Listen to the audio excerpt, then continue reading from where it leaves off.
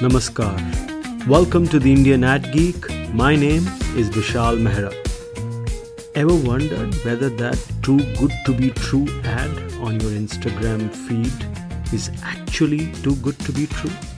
Well, today we are about to meet someone who is not just keeping our ad ecosystem in check, she's doing it even on the global stage. Our guest for this episode is Manisha Kapoor, the CEO of ASCI, Advertising Standards Council of India. On the global stage, she wears another badge, one of the 4 vice presidents on the Executive Committee of the International Council for Advertising Self-Regulation, a role that gives her a front row seat to how ad rules travel across borders. She is the guardian of fairness in a wild world of 30-second spots, influencer claims, and dark patterns we never knew existed. With over 30 years of industry experience, Manisha brings the perfect blend of marketeer turned cop energy. So if you have ever wondered what it takes to keep brands honest, or why that miracle cream ad got pulled down, this is the episode for you, my friend. Today we are talking truth in advertising with the woman who makes sure we are all getting it straight. Welcome to the Indian Ad Geek, Manisha. Hi, Vishal. Lovely to be here with you here today. What started your love affair with advertising, Manisha? After I passed out, college, my first job was with Hindustan Levers, and as it was known then, not Unilever, but Hindustan Lever Limited. And I think anyone who's worked in that organization knows how central brand building is to its operations, and it's really seen as the engine that runs the organization, very central to the business over there. And I think it kind of so it was, I think, that early initiation about thinking about brands being very central, and therefore brand communication as something which is the way in which you kind of take your brand from being something which is internal to the audiences where it belongs. And I think some of that early seeding definitely, I think, laid the foundations for having a certain affinity and understanding of marketing and advertising. You've had an impressive journey from brands like Hindustan Unilever, Johnson and Johnson, then you went to consulting. You've been at ASCI for 11 years now, and you've been in charge for almost 4 of those. What has been the most transformative moment in your career that shaped your approach to advertising standards? So I would say the again, I guess in any professional's life, some of the early experiences that you have do tend to stay with you for long, and some of the learnings that you have. Uh, so I remember when my first brand that I handled was a brand called Huggies diapers. So there was uh, there was a joint venture between Hindustan Lever and Kimberly Clark, and I was a young brand manager. And it was very interesting because the brand actually belonged to Kimberly Clark, but we were kind of hosting it, in a joint venture. And I think it was very interesting to just see how different people looked at different brands or looked at the same brand, and how there wasn't necessarily only one way of doing things, although everyone did believe their way was the best. So I would say that that kind of early initiation into having a brand that had 2 different sorts of perspectives that I could benefit from as a young brand manager was certainly very useful. And I think post that, I think it was really in my consulting career that one began to see how so many different brands emanated from the same space at a human level. And sometimes you would find similarities between a brand that was, let's say, an insurance brand vis-a-vis a brand that may have been a skincare brand, and you would say they're actually tapping into very similar human emotions at at the very fundamental level. So I think it was that kind of appreciation, and therefore understanding how brands can play a role at a human level, and not just at a consumption and a marketing advertising level. I think for me, to date, I think kind of remains the way in which I would like to see brands. And I think that learning through great mentors and peers. I mean, I would say so. I don't know whether it was a single moment, but that certainly I think was, that kind of thinking, I think is what has stood with me, in during my career. As someone who's been both a brand strategist and now the industry's watchdog, is it difficult to balance the commercial imperatives of advertising with consumer protection? The whole point of our business of advertising is a commercial end, mostly.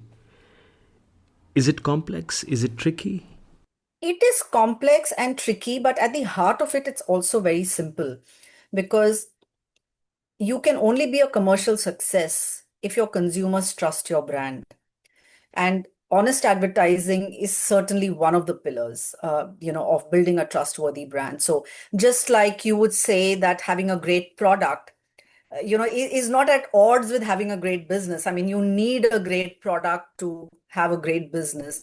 And I would say very similarly, you need honest advertising, you need trustworthy advertising for consumers to trust advertising. So these two are often pitted against each other, but according to me, they are actually all gearing up for the same end kind of goal, which is to earn the consumer's trust. And I think any brand that is in the game for the long term will realize that shortcuts don't work. And so I would say that, so that kind of perspective, really helps. And I think it helps brands that see themselves in the market for the long run. And the second thing that I think is also very interesting about this is that I think, a lot of people look at regulations as a boundary, and therefore, you can't kind of step outside of it. And I always feel that actually, in some way, regulations leave you with a much clearer idea of what it is that you can do, and therefore are actually an enabler to great creativity. I like to give the analogy of a tennis court, and let's assume you didn't have boundaries. I mean, what would that game look like?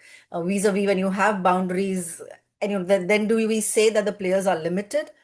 Do we say that, it's not a great game because it has boundaries? In fact, it is so much more interesting when you have certain rules that apply to everyone uniformly, that, everyone is clear about. So to me, I think I never look at regulation and creativity and business growth as, an either or. I think they both contribute to the same goals.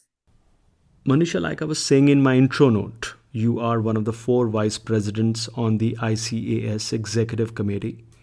What unique perspective does India bring to global advertising self regulation conversations? I think increasingly we are bringing a lot of interesting perspectives, to the table. We of course learn a lot from what's happening in other markets, but India is such a unique country in terms of, its consumer base, the fact that we are one of the largest consumers of, digital, advertising, media, and we have of course such a large and young population. I think some of those realities, reflect pretty interestingly on the world stage. I mean, just to give you an example, I think what we find through our studies and our interactions with consumers and other stakeholders is that there is a real excitement about technology. There is a great deal of optimism about technology. We are not approaching technology with fear, but with interest and curiosity, and actually exploring ways in which our lives could be transformed. So that's a little different, perhaps, from how other jurisdictions and countries are looking at technology.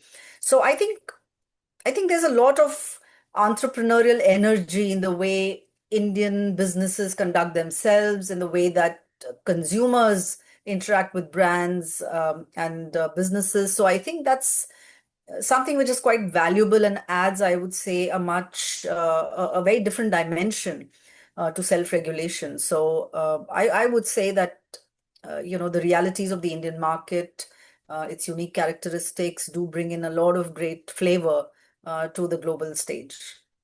And are there any best practices that maybe we can learn in India from your global counterparts? Something maybe you have absorbed or put on the table after getting to know about it on the ICAS committee? No, most certainly, I think there is a lot to learn from, these self-regulatory organizations that have actually been around for many more years than ASCI has. So it's very interesting to see what they have explored and what are some of the ways in which they look at self-regulation. And one of the most interesting things that we have now also started to focus on is actually the entire preventive side of things.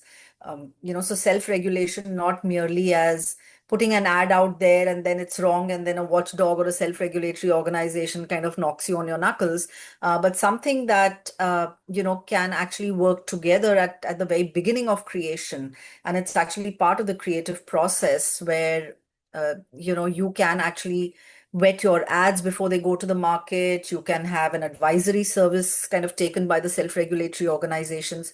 So there are many interesting ways in which self-regulation is now operating at the preventive level, where we are trying to make sure that ads that are violative of various laws or codes don't go out into the market in the first place. So what can we do to prevent that ad going out? So, right from education, training to advisory services where voluntarily people can send in their ads to ASCII before it actually goes out into the market. So, that whole kind of compliance verification becomes part of the creative process. So I think those are some interesting ideas that are more established in some of our other counterparts. But these are great ideas that we are trying to borrow and implement in India as well. And staying on that global theme, ASCII hosted the first ICAS Global Summit outside Europe and the US in March 2025. Won two global ICAS awards as well. What did hosting this summit mean for India's position in global advertising standards, according to you? I think it was certainly very important, an event for us to kind of host and take on. I think the journey that we've had over the last 4 or 5 years, I think has demonstrated, to all of our stakeholders that, we are very innovative as an organization, that we are kind of right up there with the best SROs, and that we are very highly regarded also in the self-regulatory system, and that, some of the work that ASCII is doing is also an inspiration to others. And I think in that sense, kind of getting the whole group together in India, having conversations, which were also more India-centric, unique to India, and kind of, really brought in that perspective very sharply. I think helps because, now all the self-regulatory organizations that were here, have kind of seen the Indian market firsthand. And therefore, as we develop global guidances, as we kind of connect with each other to see, what's coming next, I think having that perspective firsthand certainly, again, like I said, adds a different dimension to the work that we do at ICAS. So I think that was very important.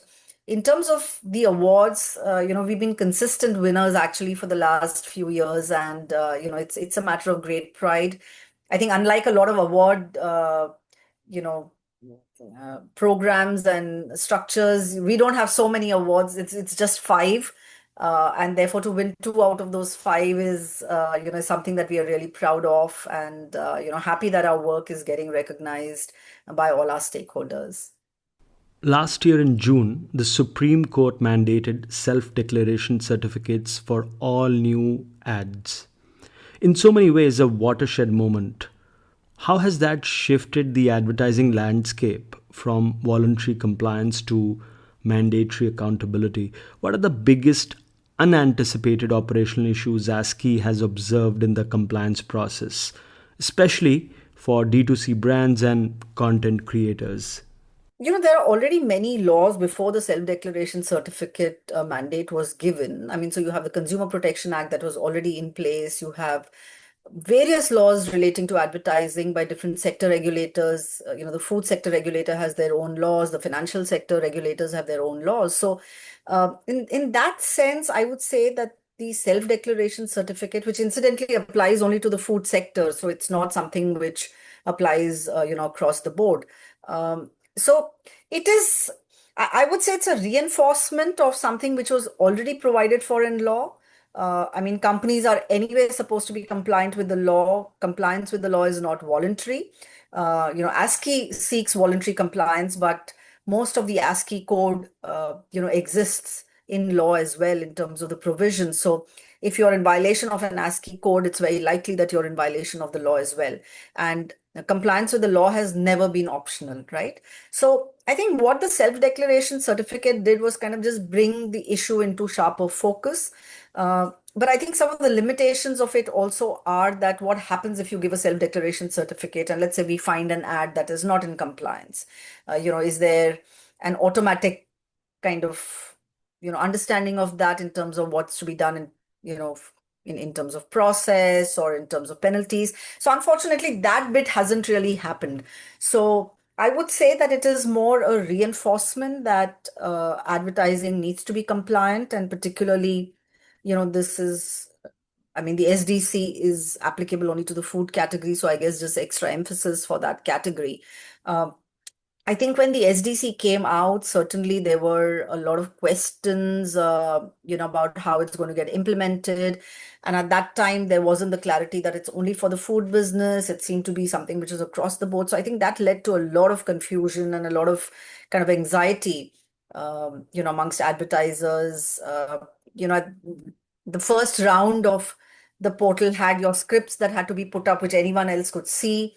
Now, obviously, before you release an ad, you don't want everyone to be seeing, what you're planning to come up with. So I think some of those operational issues have been, more settled now.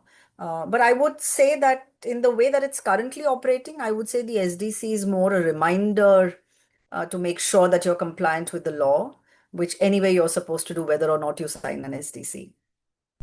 Can you walk me through what happens when a piece of creative gets notified by ASCII? What are the next steps usually in that process? Yeah. So one is that we can kind of pick up an ad in two ways. One is that somebody complains about it. Now the somebody could be a consumer, it could be a consumer organization, it could also be the government who sometimes picks up an ad and sends it to us. So it could be one company complaining against another company's ad. So these are the various ways in which we could receive a complaint from the outside. And I see so many tags for you on LinkedIn every other day. People tagging you. Yes. No, Yeah. indeed there are, and I think we are kind of also making sure that we pick up those tags and that we actually work on those. So, we're trying to make it as easy as possible for people to, tell us if there's a problem with that, any kind of advertising.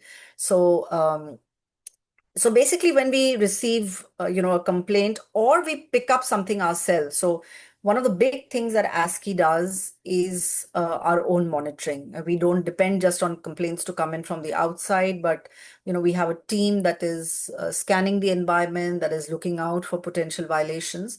So once we have that, it then, typically we would, we of course first do a preliminary look to see whether it is, is this something that ASCII can handle in the first place or not? Is this within our mandate?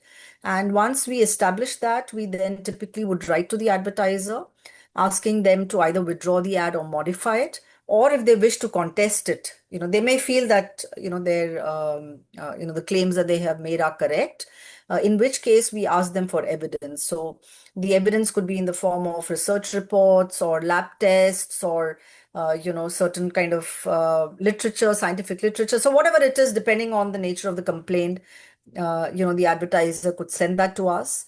And usually, if that information is very technical in nature, we actually have a panel of over experts in over 50 disciplines, and right from microbiology to market research to Ayurveda to automobiles, and so you name it, and we have an expert in the category who's then able to look at this information and data that has come in.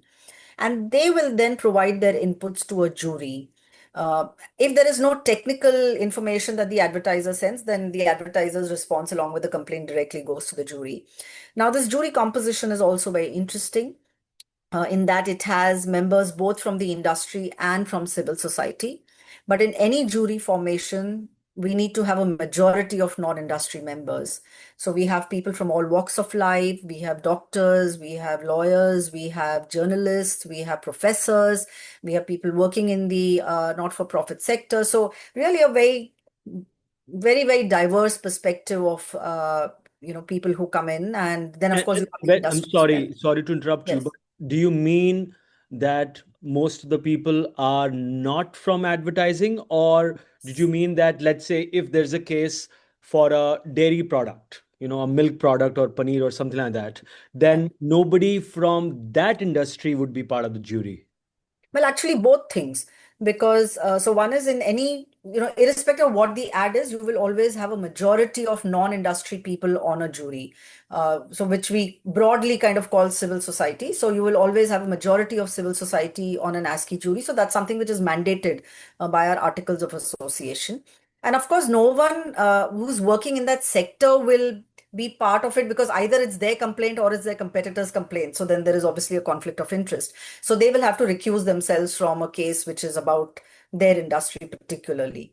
Uh, so that's the formation of the jury. The jury, will look at the complaint, will look at the, response from the advertiser, will look at any inputs that has come in from the expert, and they will have a nice discussion. And, sometimes these can be quite heated discussions coming in from various perspectives.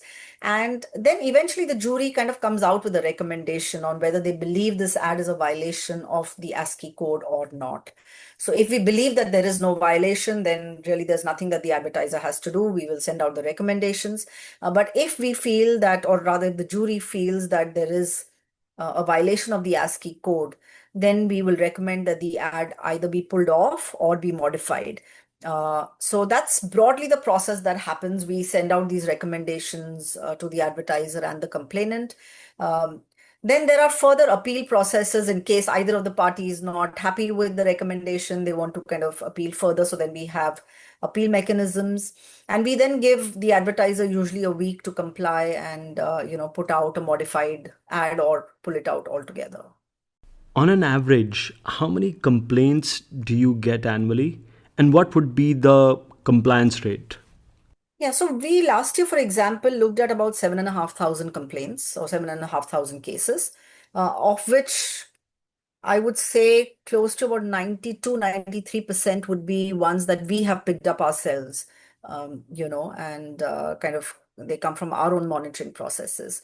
Now, we have an overall compliance rate of about 83%, which is a voluntary compliance rate. And this includes, like the really small brands on DTC, etc. So all the kind of the long tail of advertisers and brands included, we have a voluntary compliance of 83%. On TV and print, it's close to 99%. But digital, of course, being the largest medium and perhaps the most fragmented, but I would still say that 83% is extremely healthy, where many of these are not ASCII members, but they will agree to kind of voluntarily take that ad off. Now, if they decide to take the ad off, then we are all on the same page and it's fine. But if they don't, then what we do is that a list of these cases are then escalated to the government. So these cases then go to the government, to the appropriate regulators. So it could go to a sector regulator, it could go to a overall regulator like the CCPA, etc. We provide them the details of the case, and then we ask them to kind of take action or investigate it and treat it as they would under their process and the law. So so in that sense, action is taken, I would say, for every case that we take. In about 83% of cases, it's voluntary action, and the rest of it then goes to the government for them to take any action they would like to take. And do you see the same similar rates of compliance in print, digital, television globally as well? Yeah, I think the compliance rates are quite, they are similar. And I think all of us struggle a little bit more with digital compliance than we do with television and print. But that's also to be expected because, again, these mediums are more established. They've been here for a much longer time. The regulation around these mediums is also more, standardized in that sense. So, yeah, so I would say that, overall compliance is quite healthy. Yeah, digital is like the Wild West. Anybody almost can put up anything with very little barriers.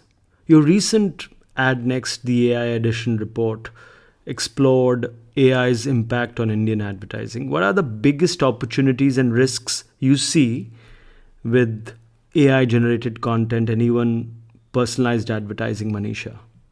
So I think the risks with I would say, are no different at one level from the risk of anyone wanting to make, let's say, a misleading ad. So, I always give this example that if your basic claim is misleading, I mean, then whether you made it through AI or whether you made it through a handwritten illustration or a hand-drawn illustration, if your ad is not truthful, it's not truthful. So AI is just a technology. For example, we've had Photoshop for many, many decades and years. We've had computer generated images for many years, and we've not kind of been overly concerned that it is the technology which is causing things to be a problem. It is the intent of the ad and the message and the communication which could be problematic irrespective of the technology. So you could have AI ads made with AI which are extremely truthful and meaningful to the consumers, and at the same time you could have a bunch of ads which don't use AI but are still kind of problematic. So I think what we are trying to see is that what we are not trying to regulate is the technology. What we want to make sure is that there is no consumer harm. So I think that's the perspective with which we look at, AI, saying that it's here to stay. We need to make sure that it is able to, deliver to honest advertising, just as if we were not using AI, it would need to deliver. I think the challenges with AI are that it can, in the hands of bad actors, I think, mislead people at a scale which was not possible earlier. So, if you were, let's say, looking at Photoshop or computer graphics, you really need to be skilled in that to know how to use these technologies. They were not something that everyone could use. But with AI, I think the ease with which you can use it, and therefore, in the hands of bad actors, the scale at which it could be deployed to create problems and troubles. I think that is what we are all, worried about, and that we are kind of looking to solve for. But I mean, I would say inherently, in the use of advertising, we don't see AI as any different from any technology of the past. I think the second thing is that there have also been some discussions on whether everything that is generated by AI should be labeled, as saying that this is generated by AI. And again, here we see very little difference from, let's say, if it was generated by Photoshop or if it was corrected through computer graphics. And so long as the ad remains honest, we don't have a problem. So, for example, if you're selling a hotel room is, let's say you're on a travel website, and let's say that whole hotel room has been generated through AI, that you would have some understanding saying that I would like to know whether this is generated by AI or is this a picture of a real room, where it makes a material difference to me as a consumer, and how much I would trust that advertising, and how what information I need before I make a decision. So I think those are cases where you would want AI to, be declared or be labeled. But equally, there could be so many use cases where, let's say that, there is some copy text along with an AI, and let's say that's been generated or modified through AI. I think as a consumer, it's not necessarily very relevant to me, and it does not impair my ability to make an informed decision about that product. So I think we want to look at a slightly nuanced way in which advertising and AI intersect. And I think the possibilities are endless. The innovation is endless. And I think we have some basic guardrails, and we hope that, this is something which can kind of unleash a whole new wave of creativity, a whole new way of advertising. And I think that's something exciting to be looking forward to as well. Yeah, that's a perfect segue for my next question. When an ad's visuals or claims are AI generated, how should responsibility be apportioned between creative agencies, brands, platforms, and the AI tool provider? How does ASCI look at this, Manisha? So I think there are two ways to look at this. One is that there is a collective responsibility. Okay, I think brands, platforms, media, advertisers, agencies all collectively sign up to self-regulation. So that's one. However, we do believe that ultimately the buck stops with the advertiser, because they are the ones who would kind of approve any decisions related to the ad. So, it's the advertiser who would say, okay, yes, let's go ahead with this. So I would say that, the ultimate responsibility remains with the advertiser. But I think increasingly that's also getting a little difficult to isolate because of, and I would say not so much for legitimate advertising, which, one may say, okay, occasionally they will get it wrong. But I think just for issues like frauds and scams and, that kind of advertising where the advertiser behind it itself, could be fraudulent. And I think there, the role of the platforms, I think, becomes then much larger in terms of how do you make sure this kind of very harmful content is taken off platforms, and platforms are using technology to detect these problems before consumers see them. So there, I think the role of the platform becomes a little bit more amplified. But yes, collectively, the responsibilities with each person. If you look at the Consumer Protection Act, it talks of the responsibility of the advertiser, it talks of the responsibility of the creative agency, it talks of the responsibility of endorsers. So, the law looks at everyone who's part of that ecosystem to be carrying some burden of responsibility as well. And we know how AI can drive hyper personalization, right? But where's the line between personalized and creepy for consumers? So I think that line is very simple in the sense that if you've given consent to receive certain kind of information, or information about certain products or categories, then you've given that consent. Then hopefully you won't be creeped out by it. But obviously, if something's kind of chasing you without your kind of consenting to that, then that's a challenge. And I think with the new Data Protection Act, I think all of these things will become a little bit more active, that consumers would start expecting some of these changes, and advertisers would need to be careful about the compliance, particularly on data personalization. So I think those are things that are coming soon. The laws are already in place. Some rulemaking around it, is in the process. So I would say that to me is the line that, if you've not been given permission to contact me, then don't contact me. ASCI has dedicated significant resources to studying dark patterns, those deceptive user interface designs in Indian digital advertising.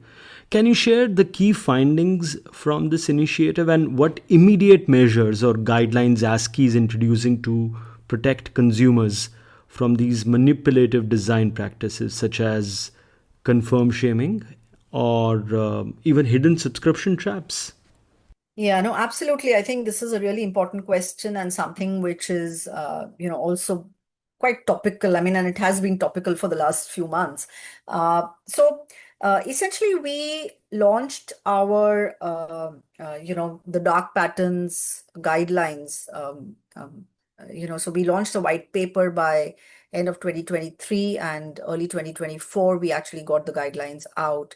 And then we also had the same guidelines come out by the consumer protection authorities. The CCPA also brought in those guidelines just a few months later. And I think what we've been kind of looking at is, how our various apps or various organizations, particularly in the e-commerce space, using dark patterns. And I think while anecdotally all of us knew it and we have encountered it, but I think there was really no study of its kind in India to establish the extent of dark pattern usages, in India. And I think that is what we tried to do. So we looked at about 52 apps. We looked at, close to around 12,000 screens were analyzed. And across 9 different industries, we kind of looked at these ads. So what we saw was that out of the 53 apps we studied, 52 exhibited at least one dark pattern. So so it's pretty universal in that sense. And so then some of the dark patterns that were quite large were privacy, which is basically taking your data more than perhaps you would like to give, or asking for data which is not relevant to your product or service. So that was very, very big as a dark pattern. We found that all the e-commerce apps that we studied made it very difficult for you to delete your account. So kind of keeping you in the loop and not letting you get out of their services.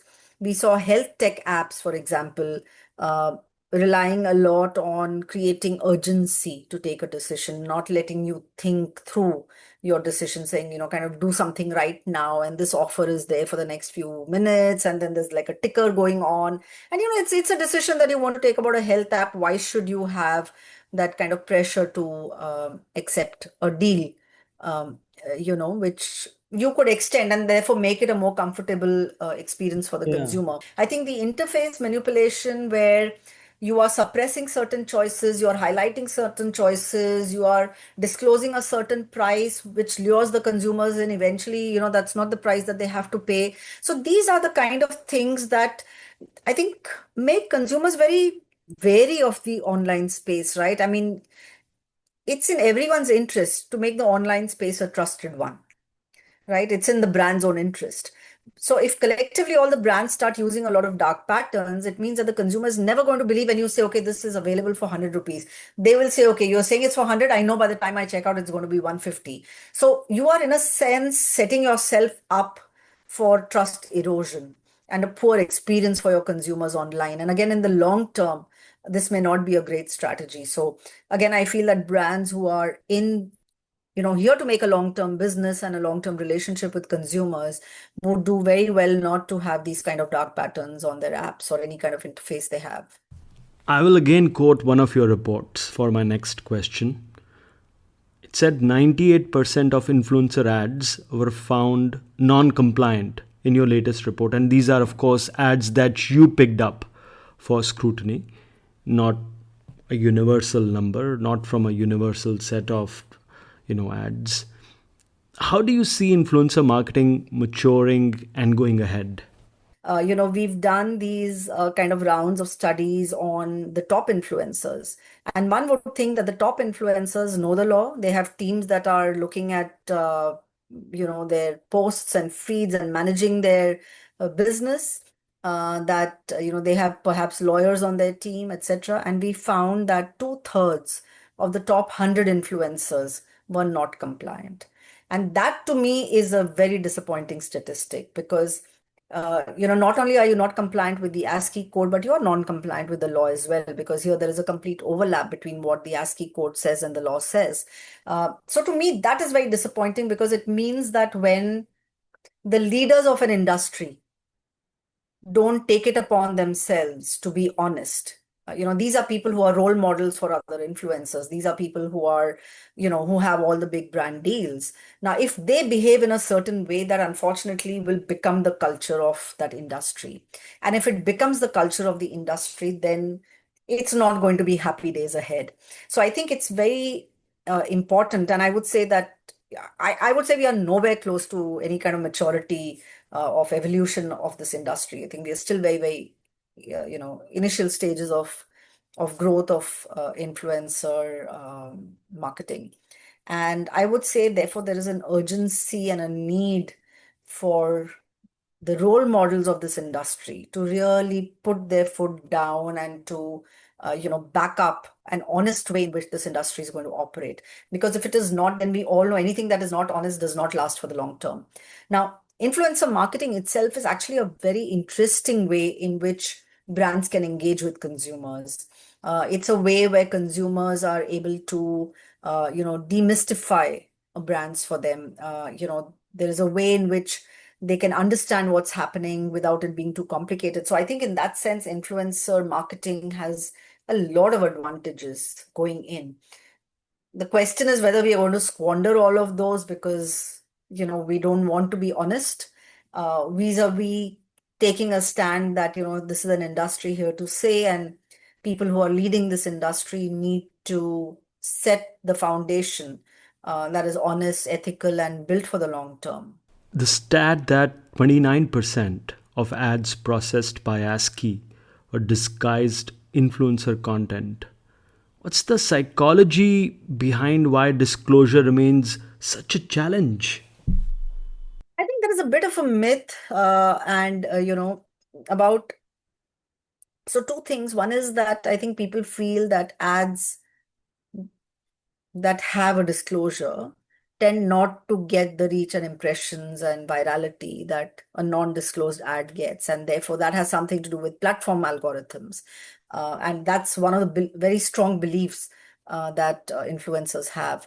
Uh, and we also see sometimes brands pressurize the influencers not to disclose, because again they feel that if something comes across as an ad, then consumers may not relate with it as much as if something comes across as being more organic. The sad part about that is that if you feel the only way you can connect with your consumers is by deceiving them, then that says something about your brand and the relationship you have with your consumers.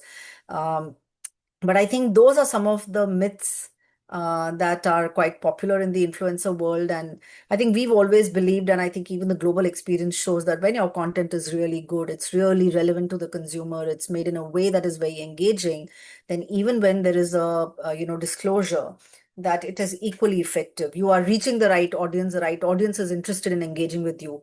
Otherwise, you may get a larger number, but then those are people who are not necessarily people who are either interested in the brand or want to connect with you on that subject.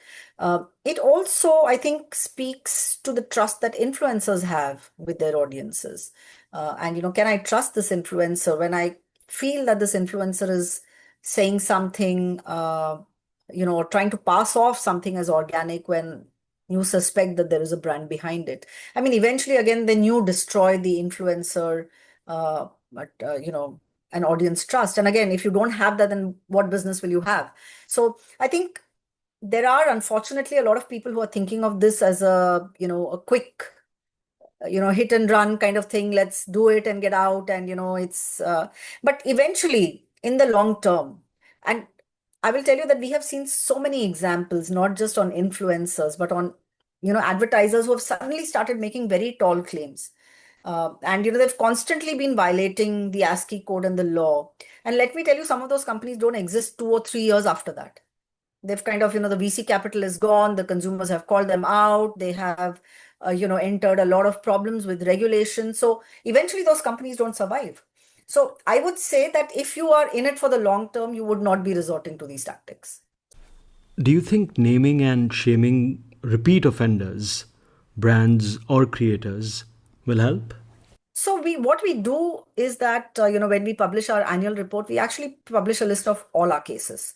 All our case outcomes that go to the jury are there on our website. So we don't want to single out one or two people that may have done something, because they may just, let's say if 10 people are doing something not by the ASCII standard, I don't want to call out one or two, but I actually provide a list of all the 10.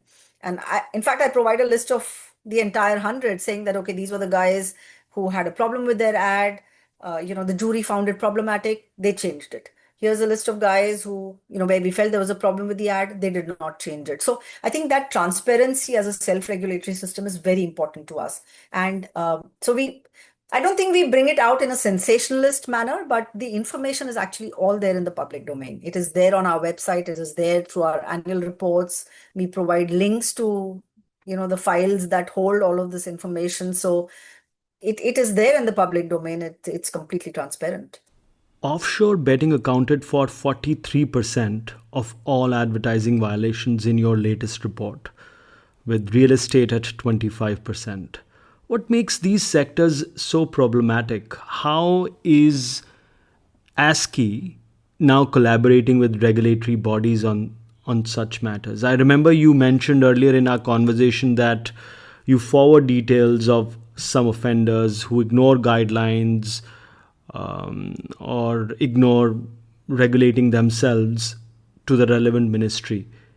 Do you see these mandatory sector specific laws proving to be a more effective model for compliance in a high risk area than ASCII's general self regulation guidelines alone?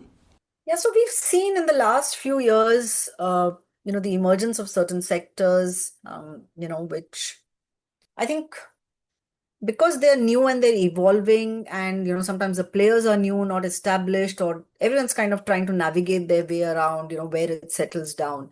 And I think after a certain settling in period, in many cases you do see a certain, a settling down of advertising claims and complaints.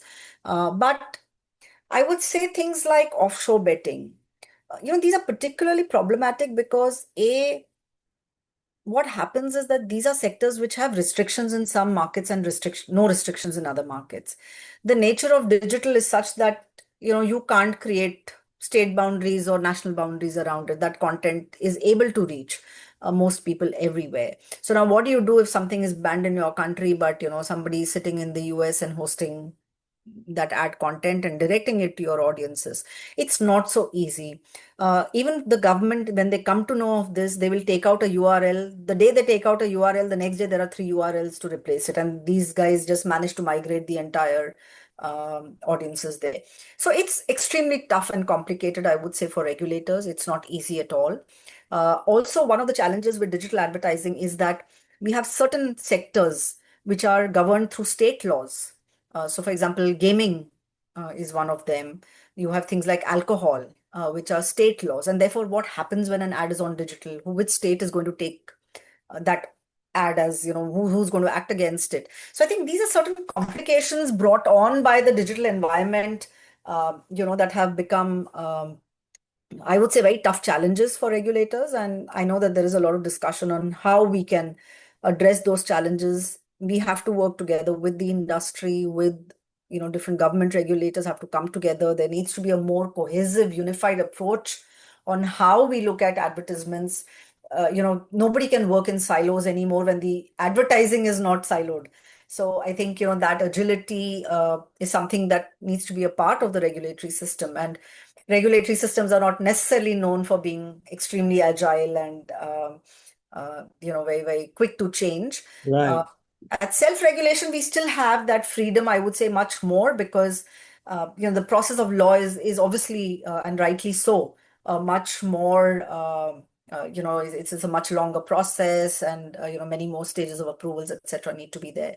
But yeah, I would say so. Anything that is online will always have that danger. Things like housing, I think, forever have been one of the problem sectors where, of course, there are sector regulators kind of coming down quite hard. You have all the real estate regulatory authorities in different states with whom we coordinated last year, with the Maharashtra State Authority, the Real Estate Authority, to kind of really put a spotlight on real estate ads in Maharashtra. So that's kind of really emerged as, again, a big issue. So we're trying to work together with regulators, trying to fix some of these challenges. Yeah, but it's not easy. Yeah. Working with the government and their bureaucracy can be difficult and time consuming. But what about platforms themselves, Manisha? The likes of Meta and Google, they can be quick if they want to be right. What more can they do? The challenge that they have is that their policies tend to be more global in nature, rather than countries being able to take a decision themselves. And unless the law very clearly says that you cannot do this, we have seen that it is difficult for them to kind of be as agile as we would like them to be. So I think we are in conversation. I think they understand the challenges. I think there is intent to resolve some of these issues. But it seems to be more complex than we would like it to be. And this is again not an India specific challenge. This is a challenge which all the self-regulatory organizations face across the world, in terms of helping platforms. Where voluntary compliance again is not forthcoming. Can we have platforms who are getting rid of these ads which are misleading to their own audiences? Even they don't want misleading content or harmful content to be on their platforms. And while their algorithms are very good, and their filtration processes may be excellent, and they're able to read off a lot of stuff, but there is still a lot of stuff that gets through. And organizations like self-regulatory organizations can help them keep their own space safe. And therefore, I think, again, this collaboration, which exists, but I think it definitely needs to be more strengthened, more effective. And we really need to think about, how we can work more closely together in the interest of the consumer. You have said that you are hoping the industry rediscovers creativity and advertising brings us joy. What's killing creativity in Indian advertising today, according to you? I think a couple of things. One is, I would say, the advertising industry in the past, I think, used to attract a very different kind of talent. And unfortunately, I feel that it is not attracting that kind of talent uniformly anymore. Of course, we still have extremely, extremely bright people in the industry, but I would say that the kind of talent that existed at every level in the past is no longer the case because the industry is not seeming to attract the right kind of talent. So I would say that that's certainly one of the issues. I think the second issue is also that, there is much more scrutiny on ads today that, there is the stakeholders are more vocal. So you really have to get it right. Um, but to me, like I always feel that, when there are restrictions, the answer is more creativity, not less creativity. I mean, you really have to find a way to, talk to consumers in ways that are engaging rather than ways that are, very straitjacketed because then no one's kind of interested in hearing what you have to say. So I would say that more creativity is the answer. And the more creative you are, I think the more, interesting your ads are. And yeah, so for me, it's always the answer lies in creativity. Tell me about an ASCII win in the last year or so that most people would find surprising or won't be aware about. Yeah, so we do tend to put some of our wins in the public domain, but sometimes they get lost in the other things that we are probably talking about. Uh, but one of the things we took up quite actively in the last few months was trying to really engineer a quick turnaround on complaints because the nature of advertising itself is so ephemeral today that an ad is here and it's out tomorrow. Who's going to track it, who's going to trace it? But at the same time, we have a very big responsibility that we don't take a unilateral decision and we don't take our role lightly, right? I mean, if you think of me, if let's say I look at it from the point of view of an advertiser, they've spent a lot of time, effort, and money in making an ad and trying to get it right. And then, suddenly someone can't tell you on a whim that, oh, this is not right, take it out. There needs to be a justification. So you have to follow a process which has to be robust, which has to give enough time for people to respond, for it to be a fair process. And yet there is this whole need for speed, right? Where consumers want an ad taken off in the next 3 seconds. So how do we balance that? I think is a big challenge for us. And over last year, we kind of halved the time that we take to turn complaints around. So now the average time that it takes for a complaint to turn around to ASCII from the day we receive it to the day we send out our recommendations is about 16 days. And I think that's quite remarkable, assuming, it has to go through all of the steps I told you. It has to go to a jury, it has to go to a technical expert. The advertiser needs to be given time to respond. So a lot of those kind of effort, I think at the back end, which may not appear very glamorous, but I think is really the engine, of making self-regulation successful and making self-regulation meaningful for industry and consumers today. All right. Looking ahead, which emerging platforms or ad formats, be it metaverse, which has somewhat gone silent, or AR campaigns, or voice activated ads, which of these do you anticipate will pose the biggest self regulation challenge? And how is ASCII preparing to address these things? Yeah, it's interesting because I think it's very difficult to predict, how something is going to eventually pan out. I mean, we can all make educated guesses, but it's not necessarily, you can't kind of put all your money on it. So I think two ways in which we approach this issue. One is that we will always go back to first principles on saying that, is this something which is honest? Is this something which the consumer can make an informed choice about?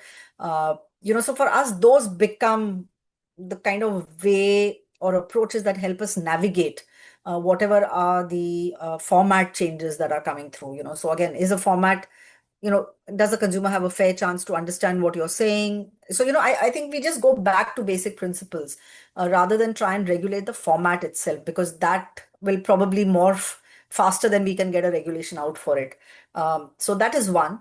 And I think the second thing is to make sure that we are in touch with the ad ecosystem, we are in touch with the people who are developing the technology, that we are in touch with the platforms, that we have a multi-stakeholder collaborative approach. Because I would say that even people who are developing the technology, people who are deploying the technology, don't intend for it to be harmful to the consumer. I think they, eventually when they, so unless you're a bad actor, then that's, like I said, a different case. I mean, that's a case for perhaps the police and the law to take up. But in general, you would say the ecosystem does want to get it right, does believe that consumer trust is important. So how do we do something which is interesting, exciting, but at the same time, is very clearly something that is honest and relevant to consumers. And therefore, I think that conversation, making sure that all the stakeholders understand the importance of sustainable, technology and sustainable innovations. I would say again that collaboration and that conversations and keeping just multiple stakeholders engaged all the time, I would say is a second approach. So I would say these are the approaches that we would take to hopefully stay relevant, to be able to address some of these challenges that come in the future. For young professionals entering advertising today, what's your advice on building ethical, effective campaigns in this rapidly changing landscape? I would say the magic happens when you are able to do something really creatively, but do it in a way that is responsible. I think that's when it becomes big. That's when it becomes, it gains a certain momentum. It becomes talked about. You gain the stature, you gain recognition. So I think that's where the magic happens, and therefore I think to have your fundamentals in place, to keep the consumer for whom you're creating advertising at the center of, uh, the picture that you're trying to create for them. I think that is really crucial. So I think just having your own personal set of ethics and what's right, what's not right, having the consumer for whom you are creating this advertising. And I think Gandhiji said it in some way so many years ago that the customer is the reason why you are there. I mean, you're there for him and you're there for her. So I think that's quite critical. So I think consumer centricity, a sense of right and wrong. You may not know the codes, you may not know the law, but we all have an inner moral compass that tells us if something is right or wrong. And I think the good thing is, I think today's generation is very questioning. They will not take something for granted. They will push through with their conviction. They will push through their ideas. So I'm very optimistic that that there will be a change, that there will be a very positive kind of movement with the generation that's coming. It's up to people like us to also make sure that we guide them correctly. And but yeah, I would say one shouldn't stop questioning. One shouldn't stop believing in what's right. I think that kind of holds things together. Then of course there are millions of small things that you have to do, but again, I would say these were the principles on which if you can base your career, I think it's very high chance of being a successful career. Fantastic.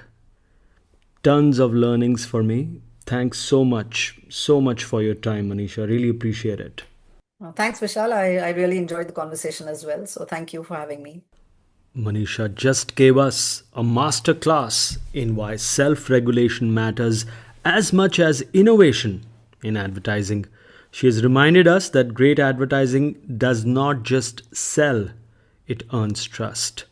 Whether you're a marketer looking to future proof your campaigns or a consumer wanting to understand what's really behind those claims, Manisha's and her team's work at ASCI is shaping the very foundation of fairness in our industry. If you want to stay updated, head over to ASCI's official channels. Next Sunday, the Indian AdGeek features a very tez tarrar airline CEO. Translating in English, a very fast and dynamic airline CEO appears on the Indian AdGeek next week. If you've enjoyed this episode, don't forget to hit subscribe, leave us a review, and share it with someone who might enjoy it. The Indian AdGeek streams on all major podcast apps. Manisha is at Kapoor_Manisha on X, and I'm at Vishal Mehra on X and everywhere else. Hit me up with your feedback. Until next time, keep your creative antennas tuned and your AdGeek flag flying high. Stay quirky, stay curious, and keep geeking out.